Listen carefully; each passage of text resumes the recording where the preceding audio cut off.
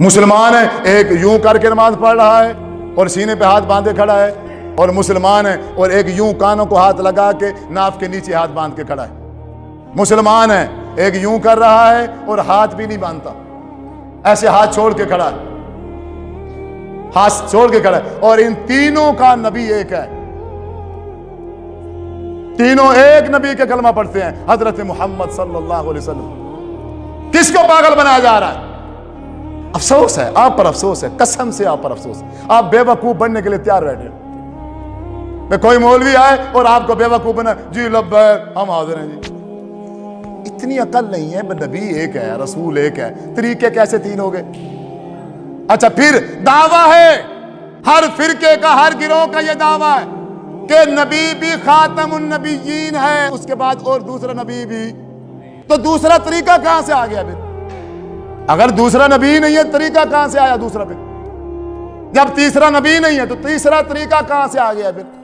نبی ایک ہے اور اسی پر مہر لگا دی گئی ہے کہ آپ کے بعد اب کوئی نبی نہیں ہے۔ جو طریقہ نماز کا، روزے کا، حج کا اللہ کے رسول آج سے 1450 سال سکھا کے گئے ہیں، وہی طریقہ رہے گا یا بدل جائے گا بعد میں؟ نبی بدلے گا تو طریقہ بدلے گا، یا بغیر نبی کے طریقہ بدل گیا ہے اور آپ بدلا کے کھڑے ہو؟ یہ اتنی سی بات سمجھ نہیں آتی؟ کبھی بھی آپ میں سے میرے کسی بزرگ نے، نوجوان نے اس بات کی ریسرچ نہیں کی، اس بات کی طرف سوچا نہیں ہے، اس بات کو چیک ہی نہیں کیا۔ اہل حدیث کے گھر میں پیدا ہوا بچہ اہل حدیث ہے، اہل دیوبند کے گھر میں بچہ پیدا ہوا وہ دیوبندی ہے، اہل سنت والوں کے ہاں پیدا ہو گیا وہ سنی ہے، اہل تشیع کے گھر میں پیدا ہو گیا تو وہ شیعہ۔ تو مرزائیوں کے گھر میں جو پیدا ہوتے ہیں وہ مرزائی، عیسائیوں کے گھر میں جو پیدا ہوتے ہیں وہ عیسائی، یہودیوں کے گھر میں جو پیدا ہوتے ہیں وہ یہودی۔ تو تم نے کون سا تیر مار رکھا ہے پھر؟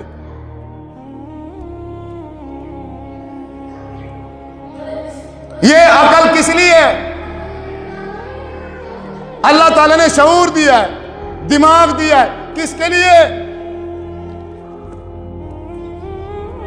دماغ اور شعور دینے کے ساتھ ساتھ آسمان سے کتاب بھی اتار کے بھیج دی ہے۔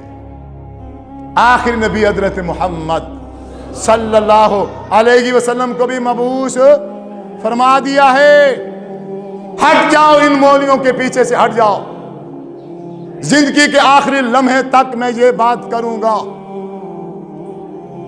کوئی جان کی پرواہ نہیں ہے، اس دل میں ایمان ہے بس۔ اب ایمان اور جان کوئی برابری نہیں ہے، ایمان کو زندہ رکھیں گے انشاءاللہ میرے رب نے چاہا، کوئی پسند کرے نہ کرے، کوئی بلائے یا نہ بلائے، روزی روٹی کا مالک کون ہے؟ اللہ کی ذمہ داری ہے، اللہ روزی بھی دے گا، اللہ گھر بھی دے گا۔ اللہ نے سورۃ ہود میں فرمایا ہے، اے انسان جب تم مر جائے گا تیری قبر کی ذمہ داری بھی میری ہے، کچھ نہیں چاہیے مجھے، ایمان مل جائے اس کے علاوہ کچھ نہیں چاہیے۔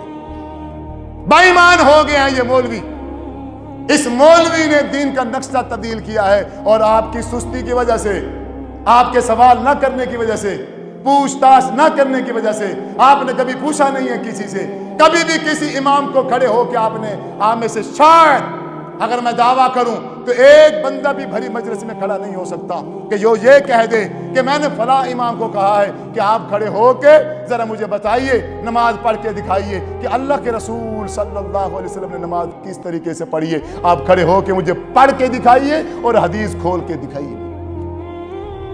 ہے اس پوری مجلس میں، پوری مسجد میں کوئی ایک بندہ ہے کہ جس نے کسی امام کو ایسے کھڑا کیا ہو اور اس سے طریقہ سیکھا ہو اور ساتھ میں کہا ہو یہ جس طریقے پہ تم پڑھ رہے ہو یہ حدیث کی کس کتاب میں لکھا ہوا ہے، ساتھ وہ بھی دکھاؤ؟